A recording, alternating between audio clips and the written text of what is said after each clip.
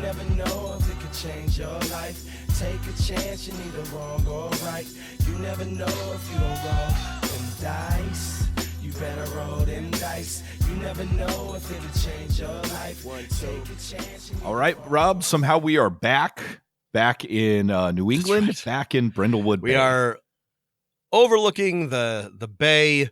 There's the smell of the sea. There's seagulls. There's a lot of rich vacationers from New York. And they're the leaves are turning. Yes. People are selling artwork in their little galleries full of cheap paintings. And then way off in the distance on the horizon, I can see a beautiful lighthouse and a mini-armed monstrosity from beyond our dimension. So here we are back in Brindlewood Bay, folks. And patrons, thank you for tuning in. We obviously already talked about Brindlewood Bay on the regular pod, but we both felt like there was a lot to talk about specific to game mastering. And I really like the session that I ran really like opened some things up for me. And I thought it was a really great game to run to sort of like level up my game mastering and to challenge myself. And I have a whole bunch of thoughts because it does not run like obviously like a D&D or a D20 game, but it doesn't run quite like a Blades in the Dark game or a Powered by the Apocalypse game, even though it has some influences from those. It really is its own beast, and it's very, very interesting. It is, I think, one of the most satisfying ways to run not exactly a mystery, but a mystery genre game. You know, I talked about this on the regular episode. I was a little hesitant at first with the whole idea of there is no solution to the mystery, but now I'm like utterly convinced.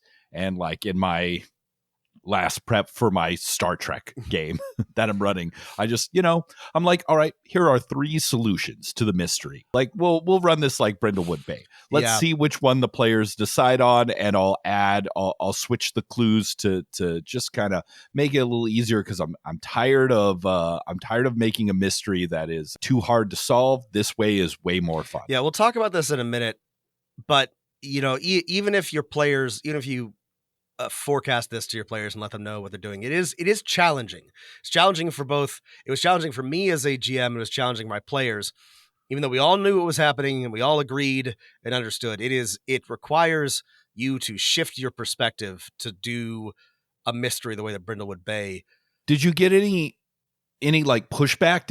Was anyone like, I find this less satisfying? No, everybody liked it, but people were having trouble. They kept asking me like, wait, you really don't know? And I was like, no, I don't. I have not. There's no secret. There's no clue back here. And they're like, okay. Like they were into it. It just like, it's uncomfortable, I guess, but like not in a bad way. It's different from what you normally do. So another group might be frustrated but mine was not. So I had one player between our first and our third session. She said to me like, I just feel weird that like there's no solution. I wish there was a solution.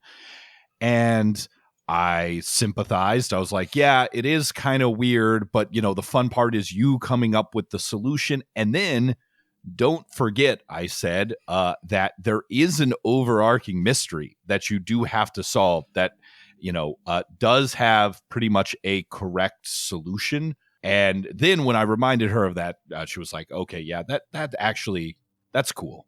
I mean, that scratches my itch of I need to get the right answer, right? Yeah, that's a good point, because there is the overarching plot, the void, which you as the, what's it called in Brindlewood Bay? The keeper? You as the keeper do have a lot more control over. And I was just running a one shot, so that wasn't an option, but that is something that something a little bit more tangible that you can give to your players if they feel like there's something they need to solve with an answer. But I do think that once you become comfortable with it, it does work really well. We should